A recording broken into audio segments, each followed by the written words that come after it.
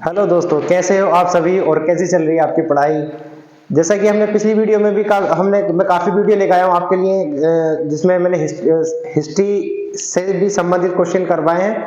और पिछली वीडियो में साइंस में हिंदी से संबंधित क्वेश्चन मैंने करवाए थे पिछली वीडियो में। तो आप आज फिर मैं आपके लिए हिंदी की वीडियो लेकर आया हूँ। हिंदी में 20 एमसीक्यू जो हमारी सीरीज चल रही है काफ़ी महत्वपूर्ण है, इंपॉर्टेंट आपकी परीक्षा के लिए। और आप देख रहे हैं हमारा YouTube channel HB teaching track. अगर अभी तक आपने हमारे चैनल को सब्सक्राइब नहीं किया तो आप हमारे चैनल को सब्सक्राइब कर सकते हैं, वीडियो को शेयर करते हैं, वीडियो को लाइक कर सकते हैं और शेयर कर सकते हैं। देखिए आज की हमारी क्लास का पहला क्वेश्चन क्या है, आप देखिए। ये हिंदी व्याकरण से संबंधित क्वेश्चन है। तो आप देखिए, माता और पिता में कौन सा समास है। तो इनमें समास बताना है। तो समास हम देखेंगे कि कौन सा है। इसमें जहां पर योजक चिन्ह लगे होते हैं, योजक या डैश लगा हो इस टाइप से, ये भी योजक चिन्ह में आता है। तो उसमें क्या होता है हमारा द्वंद्व समास। तो इसमें इसका पहला ऑप्शन है द्वंद्व समास, बहुब्रीहि समास, कर्मधारय समास या तत्पुरुष समास। तो इसका पहला ऑप्शन ही सही होगा। जहां पर ये लगा हुआ था योजक चिन्ह, इसकी पहचान ये है, वहां क्या होता है द्वंद्व समास। तो जहां संख्या होती है वो द्विगु समास होता है। द्वंद्व समास और द्विगु समास में ऑप्शन लगाने में काफी कंफ्यूजन होता। तो आप याद रखें कि जहां पर योजक चिन्ह होता है वहां होता है द्विगु समास, और जहां पर संख्या होती है किसी भी इस एग्जाम्पल के अगर पहले कोई संख्या लगी होती है वहां होता है द्वंद्व समास। अगला क्वेश्चन देखिए, ये भी व्याकरण से संबंधित क्वेश्चन। निम्नलिखित पंक्तियों में प्रयुक्त अलंकार का नाम बताइए। मानो हवा के जोर से सोता हुआ बादल जागा। आप बताएं कि इसमें उपमा अलंकार है, रूपक अलंकार है, या उत्प्रेक्षा अलंकार है, या श्लेष अलंकार है। तो आप देखिए कि इसमें कौन सा होगा। इसका सही जो आंसर है इसका है उत्प्रेक्षा अलंकार। उत्प्रेक्षा अलंकार में इसकी पहचान होती है, इसमें मनो मानु जनो जानो ऐसे शब्द इसमें देखने को मिलते हैं। उत्प्रेक्षा अलंकार में इसकी पहचान ये है। तो आप पहचान कर सकते हैं मनो मानो जनो जानो जैसे शब्द अगर इसमें कहीं दिखाई देते हैं किसी भी ऑप्शन में, तो आप श्रेष्ठ अलंकार लगा दें, ये आपका क्वेश्चन सही हो जाएगा। अगला क्वेश्चन है, भारत भारती किसकी रचना है। ये किसकी रचना आपको बताना है।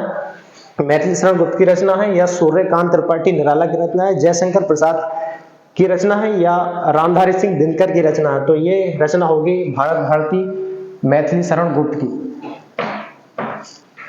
अगला क्वेश्चन है, निराला की कौन सी रचना है। तो इसमें आप बताएं कौन सी रचना है इसकी। अनामिका, कुकुम, मांजुली, सरोज स्मृति। तो इनकी सभी रचनाएं ये निराला जी की है। तो इसका ऑप्शन नंबर डी सही होगा। अगला क्वेश्चन है, पथिक किसकी ये रचना है। तो आपको बताना है जयशंकर प्रसाद की रचना है, या रामधारी सिंह दिनकर जी की रचना है, या सूर्यकांत त्रिपाठी निराला की रचना है, या मैथिली शरण गुप्त की रचना है। तो ये रचना है पथिक, जो ये रचना है ये है जयशंकर प्रसाद की। गीतावली के कवि का नाम बताएं। गीतावली ये किसकी रचना है। सूरदास की रचना है, तुलसीदास की रचना है, या कबीरदास की रचना है, या मीराबाई की रचना। तो सूरदास जो गीतावली सूरदास की रचना है, इसका पहला ऑप्शन सही होगा। अगला क्वेश्चन है, अंजलि किसकी रचना है। महादेवी वर्मा की रचना है, तो सूर्यकांत त्रिपाठी निराला जी की रचना है, ये जयशंकर प्रसाद जी की रचना है, ये रामधारी सिंह दिनकर। तो ये रचना होगी महादेवी वर्मा। काफी क्वेश्चन पूछे जाते हैं महादेवी वर्मा से भी। तो आप देखिए, कंकाल किस विधा की रचना है। ये कहानी विधा, कविता विधा की रचना है, कहानी विधा की रचना है, या उपन्यास विधा की रचना है, या नाटक विधा की रचना। विधा से संबंधित क्वेश्चन पिछली क्लास में भी आया था। आपको बताना है कि कंकाल ये किस विधा की रचना है। तो कंकाल ये उपन्यास विधा की रचना है। अगला क्वेश्चन है, चांद पत्रिका के संपादक कौन है।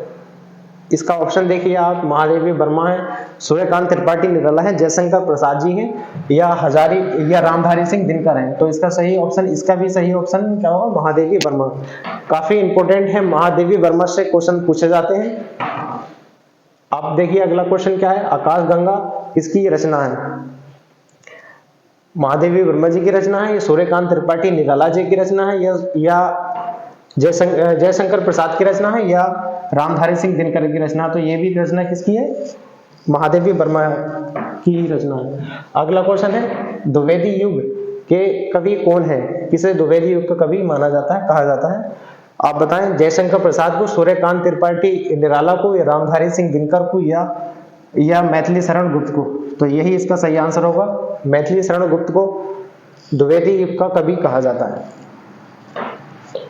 अगला क्वेश्चन है भारत भाषा विज्ञान किसकी रचना है? तो भाषा विज्ञान किसकी रचना है? महादेवी वर्मा की रचना है, या सूर्यकांत त्रिपाठी निराला की रचना है, जयशंकर प्रसाद की रचना है, या रामधारी सिंह दिनकर की रचना? तो ये रचना किसकी है? महादेवी वर्मा। महादेवी वर्मा की रचना काफी इंपॉर्टेंट, पिछले जो पेपर हुए उनमें पूछी भी गई है। पहले 5 क्वेश्चन आते थे, तब भी पूछी जाती थी। अब हाई स्कूल में 10 क्वेश्चन आते हैं और इंटर में भी 5 क्वेश्चन आते हैं हिंदी के, तो उसके लिए काफी महत्वपूर्ण है ये। आप देखें युगधारा किसकी रचना है? तो युगधारा भी किसकी रचना है? मैं इंपॉर्टेंट क्वेश्चन ये निकाया हूं, ये भी महादेवी वर्मा की रचना है, युगधारा। अगला क्वेश्चन है ममता के लेखक कौन है? ममता के लेखक कौन है? महादेवी वर्मा है, या सूर्यकांत त्रिपाठी निराला है, जयशंकर प्रसाद है, या रामधारी सिंह दिनकर है? तो इसके लेखक भी कौन है? महादेवी वर्मा ही है। अगला क्वेश्चन है जीवनी विधा के लेखक कौन है? ये रचना है जीवनी विधा के लेखक कौन है? तो इसके लेखक भी कौन है? महादेवी वर्मा ही है। अगला क्वेश्चन है अतिथि का पर्यायवाची नहीं है, मेहमान, आगंतुक, या अभ्यागत, या विद्वान? तो इसका सही आंसर होगा विद्वान। विद्वान ये अतिथि का पर्यायवाची नहीं है, आगंतुक होता है आने वाला, जो आता है उसे कहते हैं आगंतुक। तो ये भी इसके तीनों इसके पर्यायवाची हैं, अतिथि के अतिथि, मेहमान के, विद्वान जबकि इसका पर्यायवाची नहीं है। अगला क्वेश्चन है अभिधन उदय की संधि कौन सी है? इसमें मतलब कौन सी संधि, हमें ये संधि का योग करें तो क्या बनेगा शब्द आपको बताना है कि कौन सा अभिउदय बनेगा, ये वाला अभिउदय बनेगा, ये बनेगा, या अभिउदय बनेगा, या अभिउदय ये बनेगा? तो इसका सही आंसर आपको बताना है कि अभिउदय कौन सा इसमें सही है, या हम इसे जोड़ें तो कौन सा सही बनेगा? तो इसका पहला ऑप्शन सही होगा, ऑप्शन नंबर ए, अभिउदय।